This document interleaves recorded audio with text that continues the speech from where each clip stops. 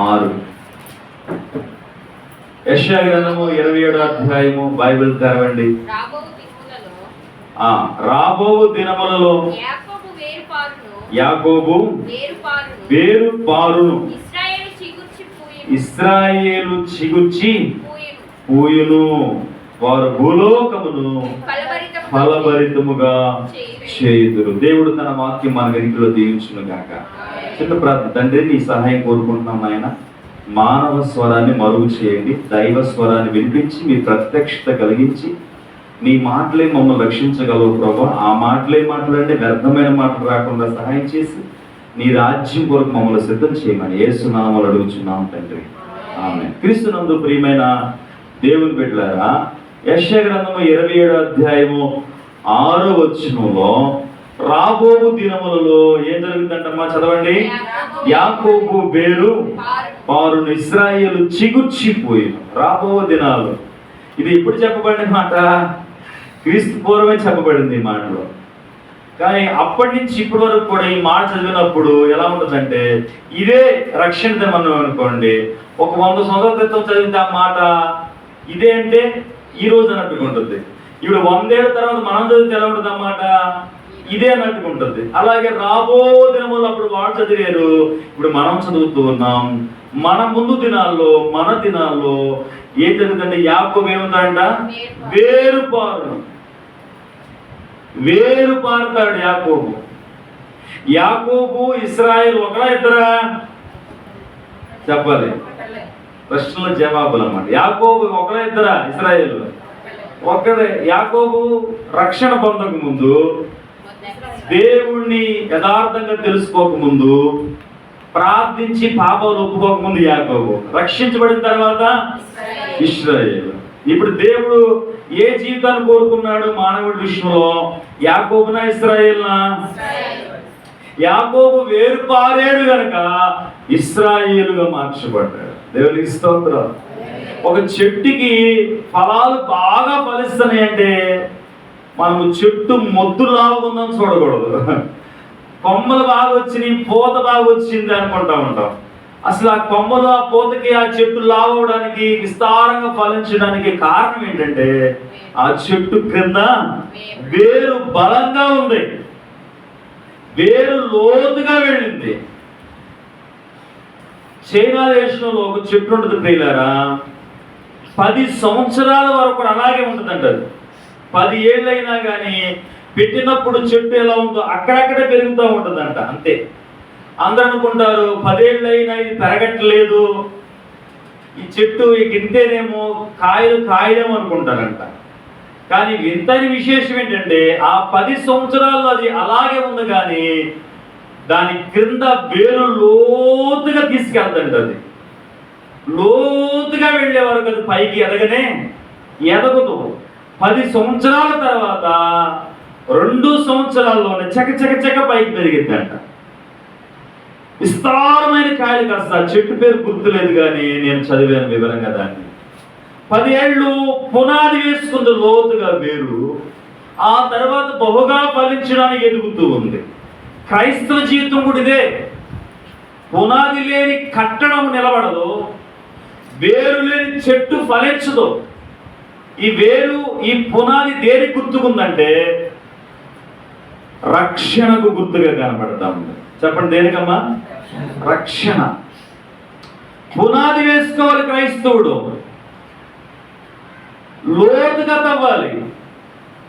ఒక ఇల్లు కట్టడానికి పైన కడితే అది ఎక్కువ కాలం నిలబడదు, త్వరగా కూలిపోద్ది. భక్తి కూడా సేమ్ అంతే.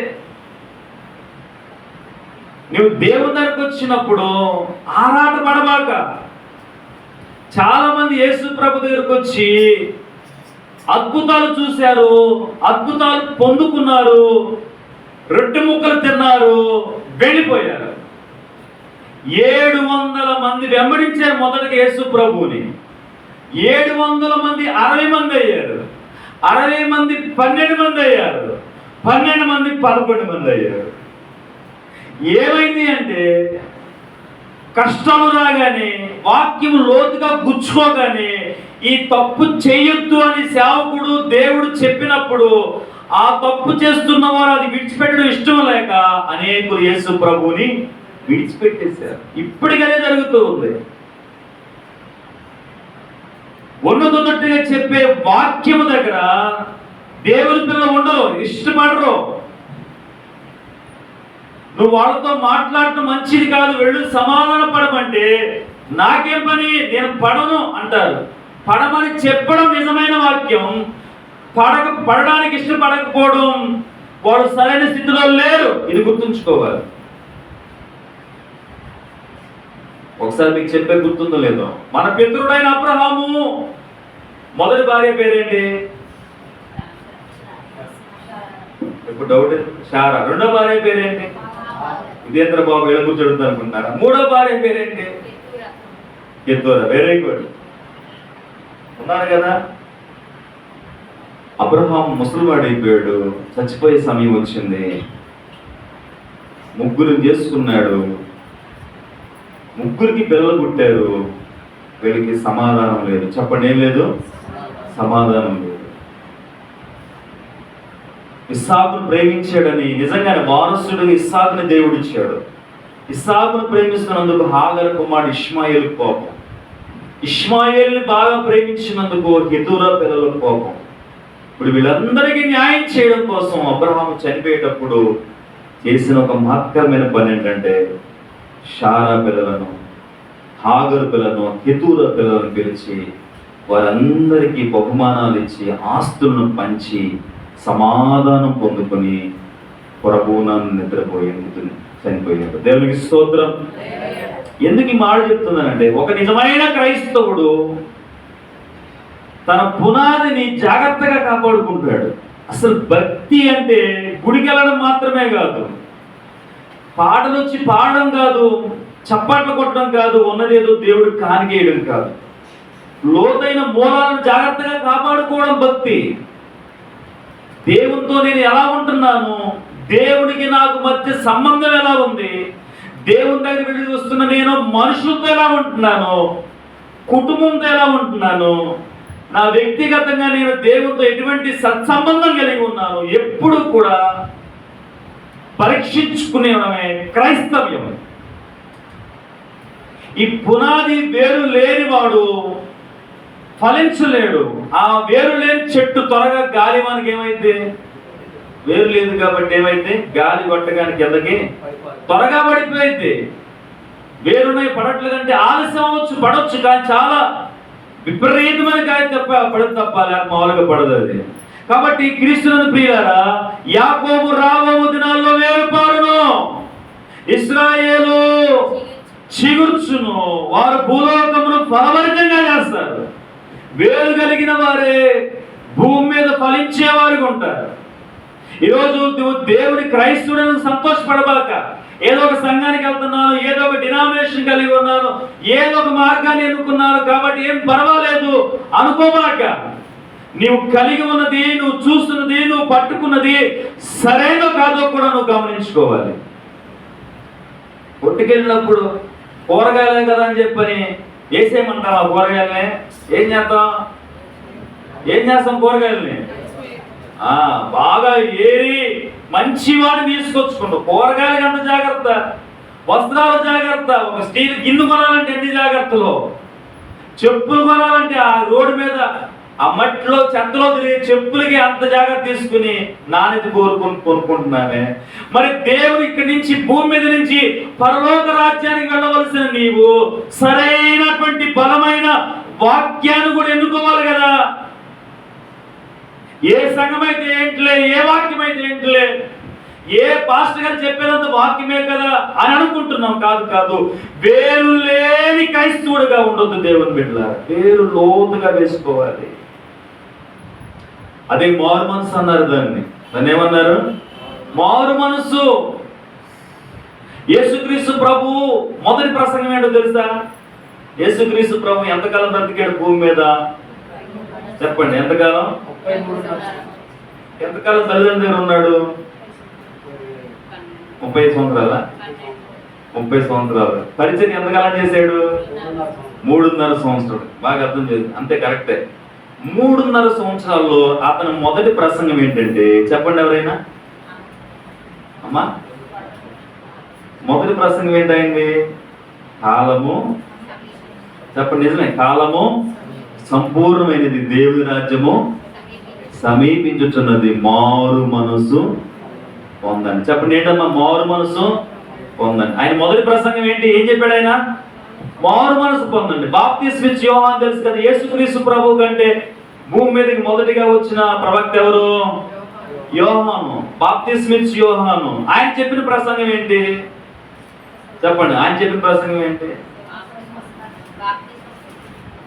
ఆయన సర్ప సంతానమా, మీకు బుద్ధి చెప్పిన వాడు ఎవడు? మారు మనసు పొందండి. ఆయన చెప్పిన ప్రసంగం ఏంటమ్మా? మారు మనసు పొందండి. యేసుక్రీస్తు చెప్పిన ప్రసంగం ఏంటి? మారు మనసు పొందండి. అపోస్తలుల కార్యాల్లో పేతురు ఒకసారి ప్రసంగం చేసినప్పుడు ఎంతమంది బాప్తిస్మం పొందారంట? 3,000 మంది. ఏ ప్రసంగం చేస్తే అంతమంది మారు మనసు పొందారు, బాప్తిస్మం తీసుకున్నారంటే? ఆయన కూడా చెప్పిన మాట అదే, మారు మనసును పొందండి. అపోస్తలుని పౌలు గారు అపోస్తలుల కార్యాలు 25 చెప్పిన మాట ఏంటంటే, దేవుడు ఆ దినములో చూచి చూడనట్టుగా విడిచిపెట్టిన ఉన్నాడు, కానీ ఇప్పుడైతే అంతటను అందరూ మారు మనసు పొందాలి. అపోస్తలుని పౌలు గారు చెప్పిన ప్రసంగం కూడా ఏంటమ్మా? మారు మనసు. ఇదే వేరుపారడం అంటే. దేవుని దగ్గరికి వెళ్ళిన తర్వాత మన మనస్సు పూర్తిగా మారడమే. నీవు వేరుపారుతున్నావు లోతుగా, నీ మనసులో మార్పు రావాలి. ఈరోజు పైన మార్పు చూస్తున్నాం తప్ప లోపల మార్పును చూడట్ల క్రైస్తవులైన మనం. అందుకే సమాజం ఈరోజు మొన్న గణాంకాలు వచ్చినాయి కదా, 2% నిజమైన బీసీసీ క్రైస్తవులు 2%. ఒరిజినల్ గా మేము క్రైస్తవులు అని చెప్పిన వారి శాతం ఎంతమంది అంటే 2%. ఎవరు ఒప్పుకోవట్ల క్రైస్తవులని? ఇప్పుడు బహిరంగంగానే క్రైస్తవులు ఒప్పుకోనప్పుడు శ్రమలు వచ్చినప్పుడు ఒప్పుకుంటారా? క్రీస్తునందు ప్రియ దేవుని బిడ్డలారా, నిజంగా మనం వేరు ఇంకా పారలేదు. ఇంకా కులాలు చూస్తున్నాం. దేవుని నమ్మిన దగ్గరకు వచ్చి, యేసు ప్రభు దగ్గరకు వచ్చి కులం వాళ్ళని పెళ్లి చేసుకోవడం చూస్తున్నామంటే ఖచ్చితంగా మనకు వేరు లేనే లేదు. వేరుందా? వాళ్ళ కులం అయితే మనుషులు కాదా? వాళ్ళు వేరే వాళ్ళు సృష్టించిన దేవుడు కాదా? పనులను బట్టి కులాలు, వారి చేతి పనులను బట్టి అలాగో వాళ్ళు వేరైతే ఇప్పుడు వాళ్ళు వేరు మనం వేరు అని చెప్పి అంటున్నాం. నిజంగా దేవుని పిల్లలైన వారు బైబిల్ చెప్పే మాట ఏంటంటే, యేసుక్రీస్తు అందరికీ దేవుడు లోకమును ఎంతో, లోకమున కందించాలి ఒకటే, అందరినా కొందరినా? అందరినీ. కాబట్టి అందరికీ దేవుడే కదా ఆయన. మరి ఎందుకు నిజంగా ఇప్పుడు నిజంగా మన హృదయాల మీద చెప్పుకుంటే, యేసు ప్రభు నమ్మిన తర్వాత కూడా కులాలు చూస్తామా చూడమా? కులాలు ఖచ్చితంగా, కుల పిచ్చి ఇంకా చావలా. ప్రియ దేవుని బిడ్డలారా, కాబట్టి ఈరోజు మనము వేరు లేదు ఇంకా మనకి. మారు మనసు పొందిన వారు కులాలు చూడరు. మారు మనసు పొందిన వారు వివాహాలకు కట్నాలు తీసుకోవడం కూడా బహు భయంకరమైన పాపం. కట్నాల కోసం ఆశపడుతున్నావంటే నువ్వు పాపం చేస్తున్నావు. దేవుడు నీకు తోడుగా స్త్రీని నిర్మించాడు, పురుషుని నిర్మించాడు స్త్రీగా. మీరిద్దరు జతపరచబడాలి, సృష్టిని విస్తరింప చేయాలి, దేవుణ్ణి ఆరాధించి కనపరచాలి. అంతేగాని బేరసారాలు ఆడేమనుకోండి పెళ్లి చేసుకునేటప్పుడు, లేకపోతే నేను చేసుకుని ఎన్ని సంబంధాలు దాటి వెళ్ళిపోయావో. ఇప్పుడు నువ్వు పాపం చేస్తున్నావు, నీకేం లేదు? చెప్పండి, ఏం లేదు? వేరు లేదు. వేరు లేని వారు ఏమవుతారు? త్వరగా పడిపోతారు. పిల్లలు పునాది వేసుకుందామండి. యేసుక్రీస్తు ప్రభు అండి అన్ని గట్టిగా చెప్పింది, మరి ఎవరో చెప్పలా. ఆయన ఒక్కడే ఇంత లోతుగా మాట్లాడుతూ వచ్చాడు. అందుకే ఒకసారి చదవండి, యోహాను సువార్త 15:18 చదవండి ఒకసారి. యేసుక్రీస్తు ప్రభువును లోకం ప్రేమించిందమ్మా? ప్రేమించిందా? ఏం చేసింది మరి? ఏంటమ్మా? లోకం మిమ్మును అబ్బో, ఎవరికంటే ముందుగా? మనకంటే ముందుగా ఎవరిని? నన్ను ద్వేషించినని మీరు ఎరుగుదురు. అబ్బా, చూస్తారంటే లోకం మిమ్మల్ని ద్వేషించింది అనుకుంటున్నారా? మీకంటే ముందుగా నన్ను. ఎందుకు యేసయ్య ద్వేషించింది లోకం? ఈరోజు దేవుని పిల్లలు ఎందుకు ద్వేషిస్తుంది? లోకం నడిచేట్లు మనం నడవం కాబట్టి లోకం మళ్ళీ ఏం చేస్తుంది? చెప్పండి, ఏం చేస్తుంది? ద్వేషిస్తుందండి. వీళ్ళు ఆ కూడికి చేయరంట, వీళ్ళు ఆ పని చేయరంట, వీళ్ళు అక్కడ రారంట, అది తినరంట, ఇది తాగరంట, ఇక్కడికి వెళ్ళరంట. మరి అందరూ వెళ్ళట్లేదు అన్నాం అనుకోండి, ఇప్పుడు లోకం మనం ద్వేషిస్తుంది. చెప్పండి, ఖచ్చితంగా ఇదేంట్రా 100 మందిలో 90 మంది ఒక మార్గం వెళ్తుంటే 10 మంది ఒక మార్గం వెళ్తే ఎంత విడ్డూరం ఉంటుంది? ఎవరికి బలం ఉంది? పైగా ఈ 10 మందికి కూడా ఏమనిపించింది? 90 మంది చేస్తే తప్పు లేదా? తప్ప రైట్ అయితే, లేకపోతే మనం 10 మందే ఉన్నాం, ఇది తప్ప అది రైట్ అని మనకు ఆలోచన కలుగుద్దా లేదా? దేవుడు చెప్పగానే చెప్పాడండి. చెప్పే ముందే చెప్పి మీకు 700 మంది 60 మంది అయ్యారు, 60 మంది 12 మంది అయ్యారు, 12 మంది 11 మంది అయ్యారు. ఇంకో మాట కూడా చెప్పనా, ఈ 11 మందిలో కూడా దేవుడు ప్రేమించిన వారు వేరుగున్నారు. అంటే ఆయనకి ఏమి వ్యత్యాసం ఏమి లేదు, కానీ ముగ్గురు ప్రత్యేకంగా ప్రేమించాడు: పేతురు, యోహాను, యాకోబు. గెత్సేమనే తోట ప్రార్థన చేయడానికి వెళ్ళారా? ప్రార్థనకి వెళ్ళినప్పుడు అందరం ఒక చోట పెట్టి ముగ్గురిని వేరుగా తీసుకెళ్ళాడు. పేతురు, యోహాను, యాకోబుని ఆయన అక్కడ కూర్చోబెట్టి ఆయన కొంత దూరం వెళ్ళి ప్రార్థన చేశాడు. రూపాంతరం కొండ మీదకి వెళ్ళాడు యేసు ప్రభు. ఎవరిని తీసుకెళ్ళాడు? తీసుకెళ్ళాడమ్మా? పేతురు, యోహాను, యాకోబుని తీసుకెళ్ళి. ఎందుకు వీళ్ళని తీసుకెళ్ళి? వాళ్ళ ముగ్గురు ముందు యేసు ప్రభు రూపాంతరం చెందాడు.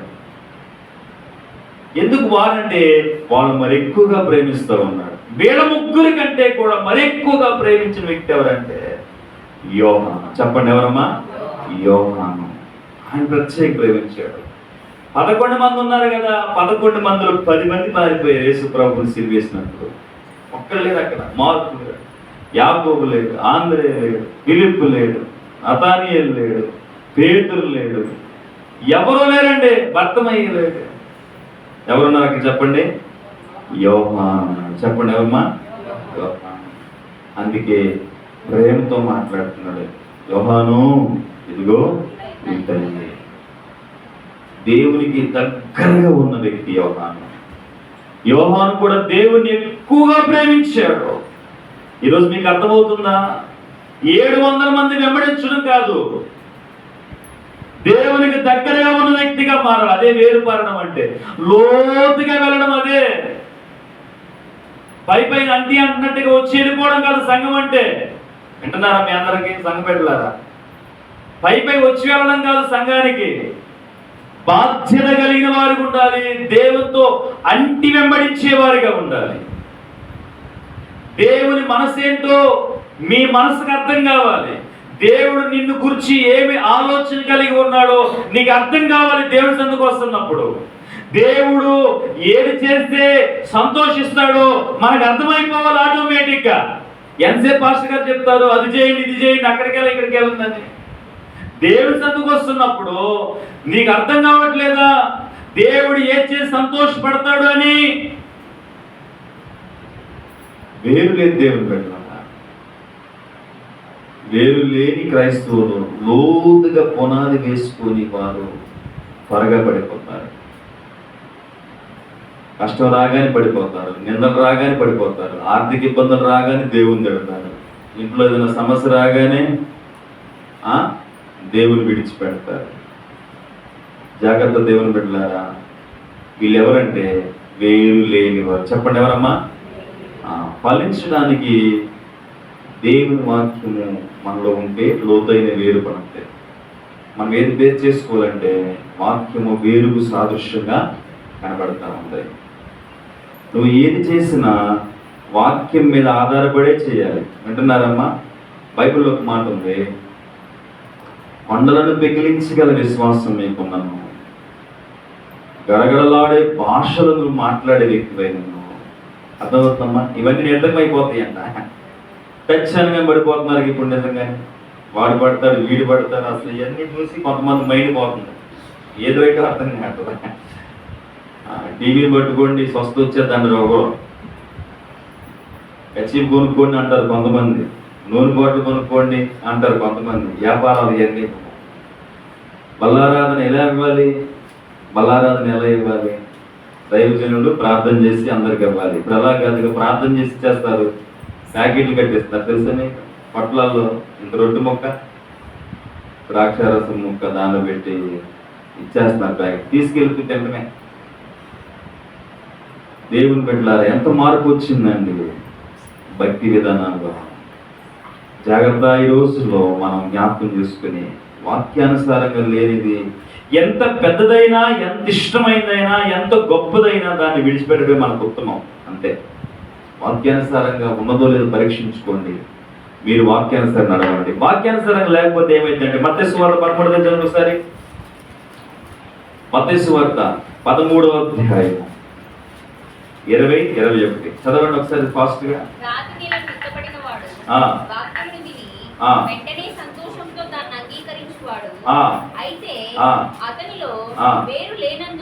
ఏమి లేనందున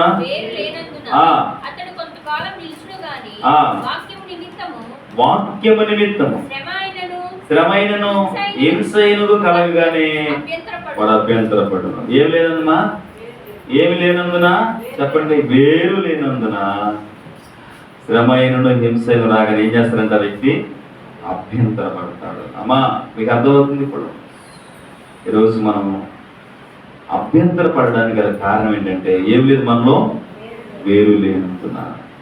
వేరు దేని గుర్తు చెప్పండి? పునాది, మారు మనస్సు. కాబట్టి దేని మనం కాపాడుకోవాలంటే వేరు వేసుకోవాలి, పునాది లోతుగా తవ్వుకోవాలి. ఎవరు అభ్యంతరపడతారు? ఎవరు దేవుని విడిచిపెడతారు? ఎవరు దేవుడికి దూరం అయిపోతారంటే వేరు లేని వారే, మారు మనసు పొందని వాడు, పశ్చాత్తాపడిన వాడు. ఈరోజు ఎన్నో తెలుసండి, నేను విమర్శించట్లేదు అని చెప్తున్నాను. నేను ఇప్పుడు రోమన్ క్యాథలిక్స్ వాళ్ళు వచ్చి శ్రగం బాప్తిసం ఇస్తారు. శాల్వేషన్ ఆర్మీ వాళ్ళు వచ్చి జెండా కింద అలా పెడతారు. జెండా కింద ఒంగుంటే కొన్ని ప్రమాణాలు చెప్పిస్తారు, బాప్తిసం అయిపోయింది. తెలుసా మీ అందరికీ? ఈ శాల్వేషన్ ఆర్మీ వాళ్ళు ఏదైనా తినొచ్చు, పందిమావం తినొచ్చు, ఇంకోటి తినొచ్చు, ఇంకోటి తినొచ్చు, ఇంకోటి అన్నీ తినేయచ్చు. అదేమంటే ఆడు చెప్తాను మాట ఏంటంటే దేవుడు తినేవాటి కూడా పరిశుద్ధులుగా ఉంటారు, కానీ తినేవాటి అభ్యంతరుల కారణంగా ఆ వాక్యం చేసుకుని వాళ్ళు మాట్లాడతారు. మరి ఒకరు ఏం నిలబడ్డారా? యేసుక్రీస్తు దేవుడు కాదంటారు, యెహోవా దేవుడు, యెహోవా సాక్షులు. మరి కొంతమంది ఏం చేస్తారంటే యెహోవా యేసుక్రీస్తు దేవుడు, యెహోవా దేవుడు కాదంటారు. కొంతమంది పాత నిబంధన పాటిస్తారు, మరి కొంతమంది కొత్త నిబంధన పాటిస్తారు అంటారు. మరి వీటిలో ఎంతమంది ఇన్ని విషయాల్లో మనం ఏది కరెక్ట్ అనుకున్నాం చెప్పండి? ఏది కరెక్ట్ అండి చెప్పమంటారా? ఏం చేయాలి తెలుసా? నువ్వు దేవుని సన్నిధికి వెళ్తున్నప్పుడు నువ్వు బాగా ప్రార్థన చేస్తే దేవుడు తన ఆత్మతో నిన్ను సంఘం నడిపించుకుంటాడు. దేవునికి స్తోత్రం. నీకు అర్థమవుతుంది, వివేచన జ్ఞానం, విచక్షణ జ్ఞానం నీకు అర్థమవుతుంది. సంఘంలో వాక్యము నిన్ను పట్టుకుంటుంది అన్నమాట. అది లోతైందో పైపైందో, మంచిదో కాదో, ఆచారాలు కలిగి ఉన్నాయో, పిట్టకథలు ఉన్నాయి కొంతమంది. వాక్యం పిట్టకథలు ఎక్కువ, పొడుపు కథలు, పిట్టకథలు. గంట వాక్యంలో అరగంట సేపు పిట్టకథలు ఉంటాయి, 10 నిమిషాల వాక్యం ముగింపు అయిపోతుంది. కాబట్టి ఇవన్నీ కూడా ఉదాహరణ మంచివే, కానీ వాక్యము లేకోకుండా ఉండడము ఇదేంటంటే అభ్యంతరపడతారు శ్రమలు రాగానే. కాబట్టి మన హృదయం అనే పలకల మీద వాక్యాన్ని రాసుకోవాలి. మరికొంతకాలానికి బైబిల్ అనేది కనుమరు కావచ్చు. ఖచ్చితంగా వాక్యం చెప్పింది బైబిల్లో రాయబడింది, దానిలో సందేహమే లేదు. వాక్యం దూరం అయిపోద్ది, మందిరాలు ఉండవు, సేవకులు ఉండరు, బోధించే వాళ్ళు ఉండరు. ఇక మనకి సంతోషమే అప్పుడు, అవును కదా? ఇక మనం చెప్పేవాళ్ళు లేకపోతే, మందిరాలు లేకపోతే, బైబిల్ లేకపోతే ఇంకెంత ఆనందం కదండి. చదివే పని ఉండదు కదా, సంతోషం కొంతమందికి. అనుకుంటున్నారా? జాగ్రత్త. వాక్యము లేనప్పుడు, ఉన్నప్పుడే అభ్యంతరపడుతున్నావు, లేనప్పుడు ఇంకెంత విచారంలో వెళ్ళిపోతావు. జాగ్రత్త ప్రియ దేవుని బిడ్డలారా. ఎవరు అభ్యంతరపడతారంటే చెప్పండి, మొదటి మాట, వేరు లేని వారు. అభ్యంతరపడతారు. హింస అయినను కష్టమైన రాగానే ప్రతిదానికి అనుమాన పడతారు, ప్రతిదానికి కంగారు పడతారు, ప్రతిదానికి భయపడతారు. ఎవరు అందరు భయపడతారు అనుకున్నారా? వాక్యం ఉన్నవాడు భయపడరు, వాక్యం లేనివాడు భయపడతారు. ప్రార్థన చేసేవాడు భయపడతారా? చేయని వాడు భయపడతారు. వాక్యం చదివేవాడు భయపడతారా? చావైనా భయపడరు. అంటే దేవుడు ఎరిగిన వాళ్ళు, వాక్యం తెలిసిన వాడు చచ్చిపోతున్నామన్నా భయపడరు. దేవుడి గురించి తెలియని వాళ్ళు, ప్రార్థించిన వాళ్ళు, వాక్యం చదవని వాళ్ళు భయపడతారు. చస్తే ఇంకా బతకాలి అన్నట్లుగా. కాబట్టి అభ్యంతరపడతారు వేరు లేనప్పుడు. రాబో దినాల్లో యాకోబు వేరుపారునంటే ఈరోజు నువ్వు నేను మారు మనసుని పునాది వేసుకోండి. లోపలగా సరైన భక్తిని ఎంచుకోండి, సరైన వాక్యానుసారంగా జీవించండి. లోకపు అలవాట్లు, ఆచారాలు, పద్ధతులు, సాంప్రదాయాలు, అన్య జనాంగాలు చేస్తున్నటువంటి ఆచారాలు నువ్వు చేయకూడదు. క్రైస్తవులుగా ఒక ప్రత్యేకమైన వ్యక్తులుగా మనం బ్రతకాలి. ఇది జ్ఞాపకం చేసుకున్నాం. కొలస్సీ పత్రిక 2వ అధ్యాయం 6వ వచనం మొదటి మాట, వేరు లేనందున వాళ్ళు ఏమవుతారు? అభ్యంతరపడతారు. కొలస్సీ పత్రిక 2వ అధ్యాయం 6వ వచనం చదవండి త్వరగా.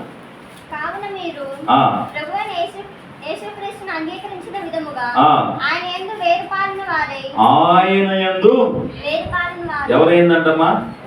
ఇది రెండవదిగా, ఒకటి వాక్యము కలిగిన వాడు అభ్యంతరపడడు. రెండవదిగా ఆయన యందు వేరుపారాలి, అంటే సహవాసం ఉండాలి. చెప్పండి అమ్మ, ఎవరు ఉండాలి? ఫెలోషిప్ అన్నమాట. మందిరంలో ఎప్పుడు అడ్డుకట్టుకుని ఉండాలి మనం. ఆయన యందు వేరుపారిన గారు ఉండాలి. ఒకసారి మీకు చెప్పాను, ఆయన సేవ చేయడం వేరు, ఆయన పని చేయడం వేరు. అంతేగా? మార్త ఆయన కొరకు వంట చేస్తుంది, మరియా ఆయన పాదాల దగ్గర కూర్చుని ఆయన మాట్లాడుతుంటారు. రెండు ఆయనకి సంబంధించినవే. మనము రెండింటికి తేడా తెలియక మార్తములాగా కష్టపడతా ఉంటాం. కానీ దేవుడు కోరుకున్నది ఏంటంటే ఆయన పాదాల దగ్గర కూర్చుని ఆయన వాక్యం వినడం, ఆయన పాదాలు నొక్కడం, ఆయన చెప్పే ఆశ్చర్యకరమైన సంగతులు గ్రహించడం ఆయన కోరుకుంటున్నాడు. మనం చదువుకున్న ఆయన యందు వేరుపారిన వారే ఉండండి. అందుకనే మార్తకు అవిశ్వాసం వచ్చింది, కానీ మరీకి అవిశ్వాసము. మార్త పరిగెత్తుకుంటే, ప్రభువా నువ్వు ఉంటే మా తమ్ముడు చచ్చిపోయేవాడు కాదు, ఇప్పుడు వచ్చి ఏం ప్రయోజనం, చచ్చిపోయాడు అని అంటుంది. మళ్ళీ సమాధికి వెళ్ళి ప్రభు రాయి తినండి, మార్త అడ్డుపడతాయా వద్దయ్యా వాసన వచ్చింది అంటుంది. ఆమెకి ఎందుకని యేసుతో లేని వారు అభ్యంతరపడతారు, అవిశ్వాసం ఉంటారు అని అక్కడ చాలా చూడండి. మరియమ్మ వచ్చినట్టుగా కనబడట్లా, ఒక్క మాట కూడా మాట్లాడట్లేదు ఆమె. ఆయనతో ఉన్నవారు, ఆయనతో సహవాసం కలిగిన వారు, ప్రతిరోజు వాక్యం చదివేవారు, ప్రతిరోజు దేవుని సన్నిధిలో ప్రార్థన జీవితాలు కలిగిన వారు వేరుపారుతూ ఉంటారు. ఆయనతో ఆయన వ్యక్తిత్వం గ్రహిస్తారు, ఆయన గుణగణాలు తెలుసుకుంటారు, ఆయన మంచితనం తెలుసుకుంటారు, ఆయన ప్రేమను తెలుసుకుంటారు. ఈరోజు చాలా మంది అటువంటి లేక పరిస్థితులు, వేరు లేని వారికి బ్రతుకుతున్నారు. జాగ్రత్త సుమా, ఎప్పటికైనా ప్రమాదమే. వేరు లేకపోతే మొదటిగా అభ్యంతరపడతాం, రెండవదిగా ఆయన యందు వేరుపారితే ఆయనలో స్థిరంగా ఉంటాం. అనగా ఆయన యందు వేరుపారడం అంటే సహవాసం కలిగి ఉండడం. యెషయా గ్రంథము 31వ అధ్యాయము 4వ వచనం. యెషయా గ్రంథం 31వ అధ్యాయము 4వ వచనం. అమ్మా, నీళ్లు ఉండుట వలన అది మిక్కిలి గొప్పదాయను, లోతైన నది ఆధారమైనందున అది మిక్కిలి ఎత్తుగా పెరిగిన అది ఉండు చోట నది ఆ నది కాలువలు పారుచు పొలములోని చెట్లన్నిటినీ ప్రవహించను. కాబట్టి అది ఎదిగి పొలములోని చెట్లన్నిటికంటే ఎత్తుగలదాయను, దాని శాఖలు బహు విస్తారములైను, నీరు సమృద్ధిగా ఉన్నందున దాని చిగుళ్ళు పెద్ద.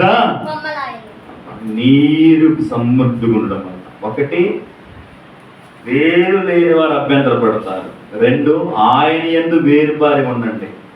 మూడవదిగా, నీరు ఉంటే వేరుపారుతారు. చెప్పండి, ఏముంటేనమ్మా? ఈ చెట్టు ఎక్కడుందంట? నీళ్ళ పక్కన ఉన్న, నీళ్లు పక్కన ఉన్న చెట్టుకిను ఎడారిలో ఉన్న చెట్టుకి రోజు నీళ్లు పోసే చెట్టుకు చూడండి తేడా ఎలా ఉంటుంది? చాలా తేడా ఉంటుంది. కాబట్టి దేవుని బిడ్డలారా, ఈ చెట్టు నీరు పక్కనే ఉందంట, దాని వేళ్ళు నీటి ఓటల యొక్క తన్నును. ఇర్మియా గ్రంథంలో ఆ మాట చెప్పబడతా ఉంది. క్రీస్తునందు ప్రియ దేవుని బిడ్డలారా, ఇర్మియా గ్రంథము ఒక్క మాట మనం చదువుకుందాం. ఎక్కడ పెట్టగలిగినందు బాధపడదు, నీరు లేని చోట ఈ సంవత్సరమైన ఫలిస్తుందని ఇర్మియా గ్రంథము అంతేనా 17 చదువమ్మ. 17వ అధ్యాయము 7వ చదవమ్మా. యెహోవా నమ్ముకున్నవాడు ధన్యుడు, యెహోవానికి ఆశ్రయముగా ఉండును. వాడు జలముల యొద్ద నాటబడిన చెట్టు వలె ఉండును. అది కాలువల ఓరన దాని వేళ్ళు తన్నును. వెట్ట కలిగినను దానికి భయపడదు. దాని ఆకు పచ్చగా ఉండును. వర్షం లేని సంవత్సరమున చింతనొందదు. కాపు దేవునికి స్తోత్రం. దాని వేళ్ళు ఎక్కడ తన్ని అమ్మా? నీళ్లున్న చోట తన్నింది. నీళ్లు దేనికి సాదృశ్యం అంటే వాక్యానికి, రెండవది ప్రార్థన కూడా. ఎవరైతే ప్రార్థన వాక్య ధ్యానం కలిగి ఉంటారో వాళ్ళు వేరు తనుతారు. వేరు బలంగా ఉండదు. మనకి నీళ్లున్న చోట ఉన్న చెట్టు ఎలా ఉంటుందో అలా ఉంటారు వాళ్ళు. వెట్ట కలిగిన దానికి భయపడదు, చింతపడదు, కాపు మానదంట. కారణం దాని వేళ్ళు ఎక్కడున్నాయమ్మా? నీటి కాలువల యోరను దాని వేళ్ళు. కాబట్టి వేరు చాలా ప్రాముఖ్యం. ఇదే పునాది, క్రైస్తవ పునాది. మారు మనసు, రక్షణ పొందడం, లోతైన రక్షణ పొందడం, పశ్చాత్తాపంతో రక్షణ పొందడం. ఈరోజు చాలా చులకన అయిపోయింది కదండి మారు మనసు పొందడం అంటే. చేతులు ఎత్తు, మనం కానీ చేతులు ఎత్తడం, బాప్తీసాలు తీసుకోవడం, అదే అయిపోయింది రక్షణ. తర్వాత చాలా వాళ్ళు శ్రమలు రాగానే పడిపోవడం. జాగ్రత్త శ్రమ, ఉదయకాల శ్రమలు జ్ఞాపకం చేసుకుంటాం. దాన్ని వేళ్ళు కాలువలు ఎవరు నాటి బహుగా ఫలిస్తూ ఉంటాయి. చివరికి మాట చెప్పి ముగిస్తాను నేను. ఏప్రిల్ రాసిన పత్రిక 12వ అధ్యాయం. ఎందుకంటే సమయం చాలా విలువైంది, ఇప్పటికీ చాలా ఎక్కువ అయిపోయింది. ఏప్రిల్ పత్రిక 12వ అధ్యాయం చదవండి అమ్మా. 15వ వచనం.